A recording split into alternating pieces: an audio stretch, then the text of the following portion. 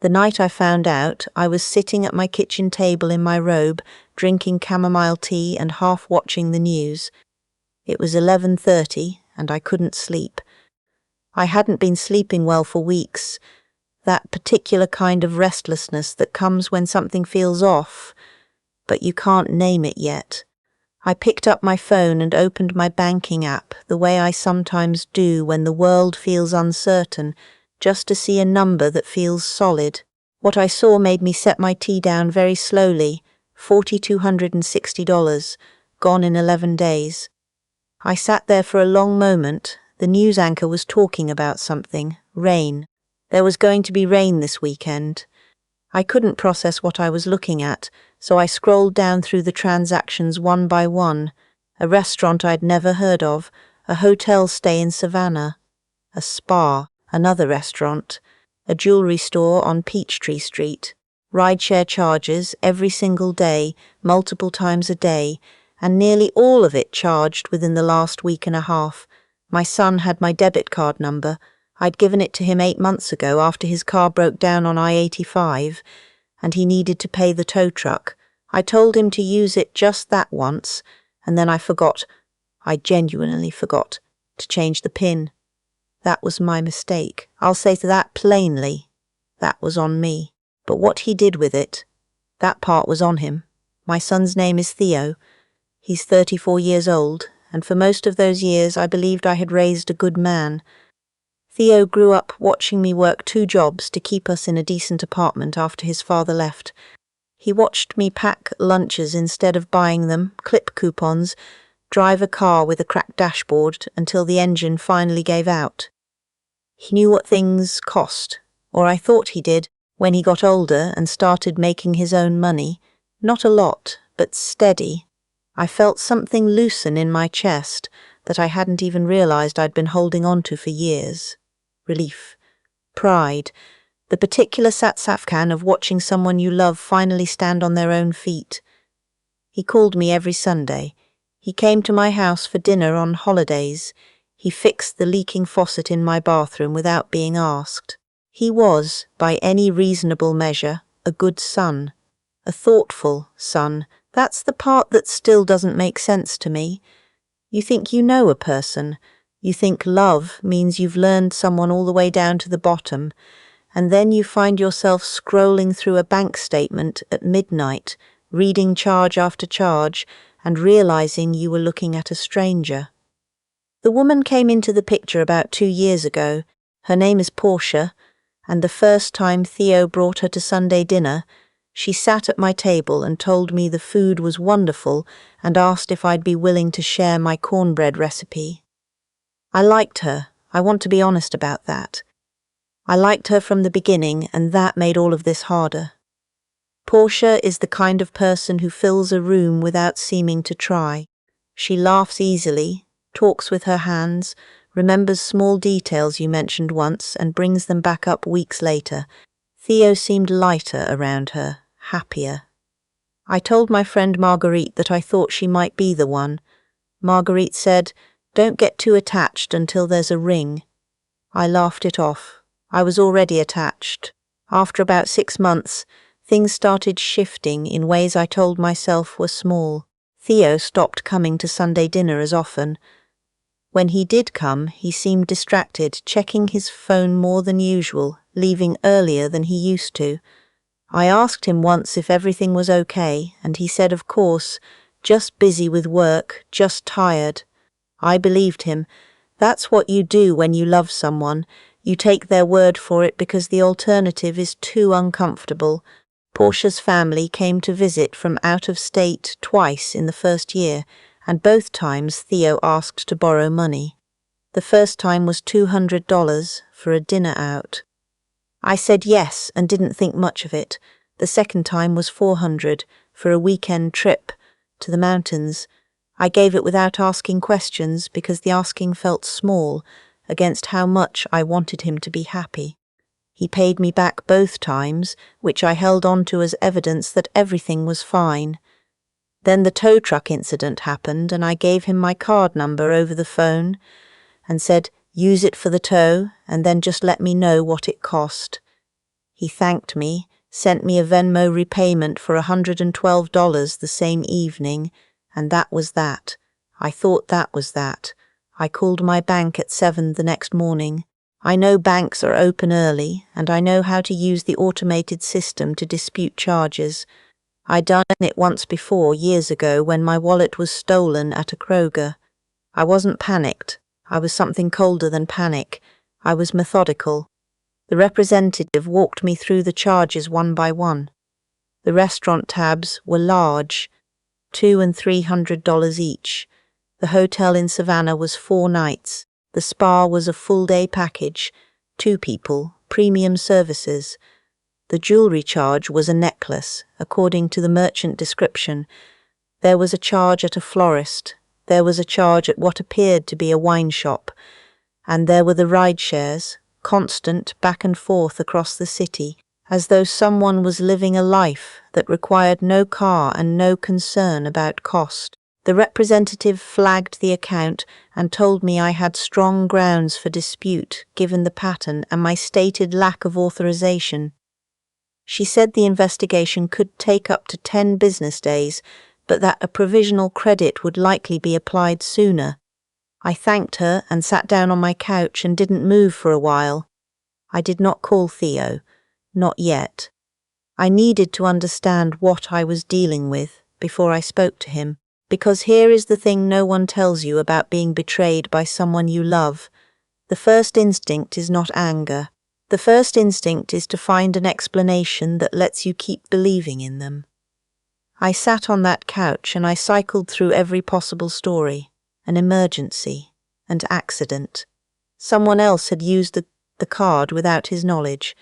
He'd meant to tell me, meant to pay me back before I noticed. There was a reason. There had to be a reason. I called my neighbour, Deb, who has known me for 19 years and does not sugarcoat. I told her what I'd found. She was quiet for a moment, and then she said, "Lorraine, honey, what explanation would Atlee make this okay?" I didn't have an answer. Deb came over with coffee and a box of those lemon cookies I like, and we sat at my kitchen table and she helped me look up the restaurant charges online. The restaurants were real, and they were nice. The kind of places with dim lighting and prix-fixe menus, and no prices listed on their websites. The hotel in Savannah was on a historic square. I looked at photos of the room, 4-poster bed, white linen, a clawfoot tub. Someone had stayed in that room for 4 nights on my money. "Do you know if they went to Savannah recently?" Deb asked. I thought back. About 2 weeks ago, Theo had texted me on a Thursday to say he was taking a few days off work and unplugging for a bit. He said he needed to recharge. I had texted back a heart emoji and told him to get some rest. He was in Savannah, on my card, with Portia, getting some rest. I closed the laptop and looked out my kitchen window at the backyard, at the bird feeder I'd hung from the dogwood tree 20 years ago, and still fill every week. I thought about the $200, the $400. Both times paid back promptly, I now realized, probably to establish trust, to establish a pattern of repayment so I wouldn't worry, so I wouldn't look too closely. That's when the anger arrived. Not hot, not loud, cold and very clear. I texted Theo that afternoon. I said I'd love to see him that weekend, that I'd make his favorite dinner, the lemon chicken he'd been requesting since he was about 9 years old, and he texted back within minutes. "Sure, Mom." Saturday? I said Saturday was perfect. I said I'd been missing him. He sent another heart emoji. I spent the next 2 days reviewing every bank statement going back 8 months. I have paper statements mailed to me, which I know seems old-fashioned, but it's a habit from the years I worked in accounts receivable, and I've never let it go. I pulled all of them out of the filing cabinet in my bedroom closet and went through them page by page. The tow truck charge, obviously. 112 repaid, and then nothing for about 6 weeks, and then a single charge at a gas station for $48, small enough I wouldn't have noticed it against everything else. Then 2 charges at a grocery store in a part of town I don't go to. Then nothing for 2 months. Then, in the past 5 months, a slow escalation. A restaurant here, a hotel there, another rideshare, and another, building so gradually I would have had to be deliberately looking for it to see the shape of it. He'd been doing this for 8 months. The total, when I added it up with a calculator and then added it up again because I couldn't believe the number, was over $9,000. I sat with that number for a long time. Saturday came. I made the lemon chicken. I set the table with the good placemats, the ones Theo's grandmother had brought back from a trip to Portugal the year before she passed.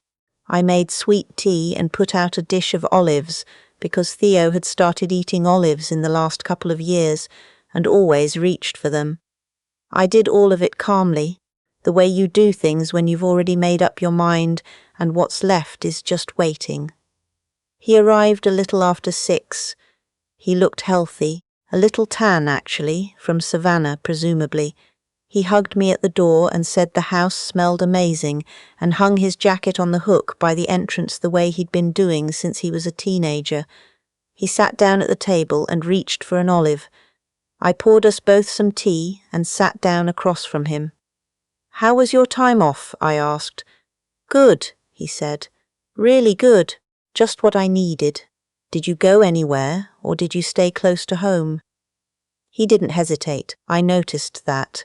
He said, "Stayed close. Just rested, watched some movies. Nothing exciting."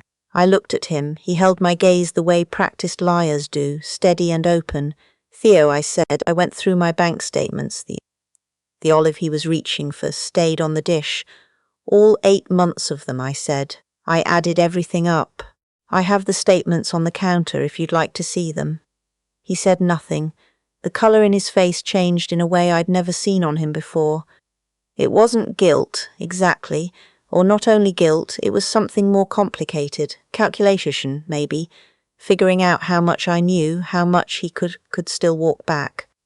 $9,340, I said. "Give or take."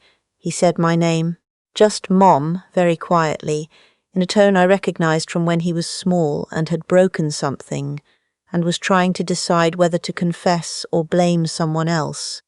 "I don't want you to explain yet," I said. "I want you to understand what I already know.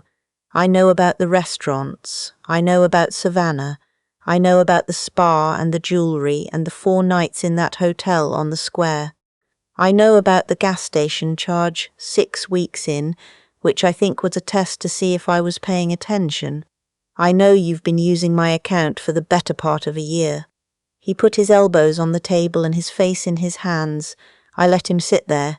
Then I said, "Now you can talk." What came out was not, I think, what he'd planned to say. He'd probably prepared something, an apology, an explanation, a story about being in over his head financially and not knowing how to ask. Maybe that would have been true. But what came out instead, before he caught himself, was, "Portia didn't know it wasn't mine to use." I absorbed that. "She didn't know," I said. "I told her it was.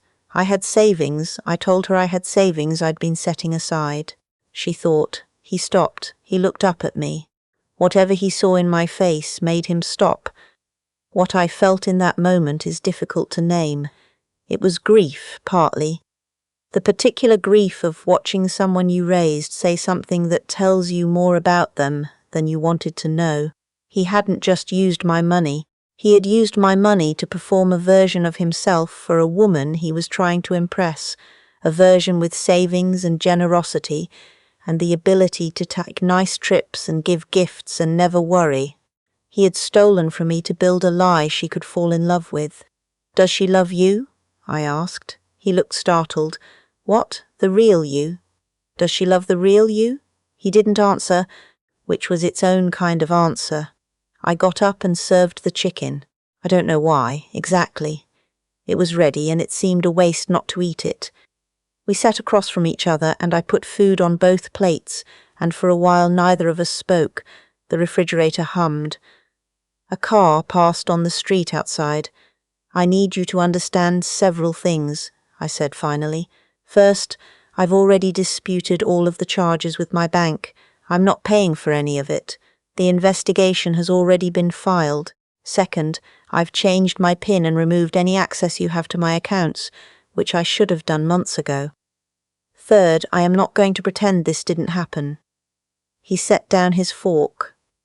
I worked for 40 years, I said. I worked when I was sick. I worked when your father left, and I had no idea how we were going to manage. I scrimped and saved and kept us afloat on not very much for a very long time. That money is not something I accumulated easily. Every dollar in that account has a cost that you know about, because you lived through the years I was building it. Mom, I'm not finished. I picked up my tea. I love you. That doesn't go away. I don't know how to turn that off, and I'm not sure I'd want to. But loving you and trusting you are two different things, and right now I only have one of them. You're going to have to earn the other one back, and I can't tell you how long that will take. That depends on you," he cried. My son put his head down on my kitchen table and cried in a way I hadn't seen since he was maybe 12 years old. The year a boy on his school bus had been cruel to him in front of everyone. I sat and watched and did not reach out to comfort him, which was one of the harder things I've done, because the reflex to comfort your child doesn't disappear when you're furious with them. It just has to wait. When he was quieter, he said, "I'll pay it back." "Yes," I said, "you will. We'll work out a payment plan. I'll put it in writing." "In writing?" He looked up. "In writing," I said, "because that's what people who are serious do. If you're serious about paying me back, a written agreement shouldn't feel like an insult. It should feel like the very least you can do." He agreed. He agreed to everything, which made me feel not better but more settled. There's a difference. He helped me wash the dishes before he left. That also surprised me. He didn't rush out.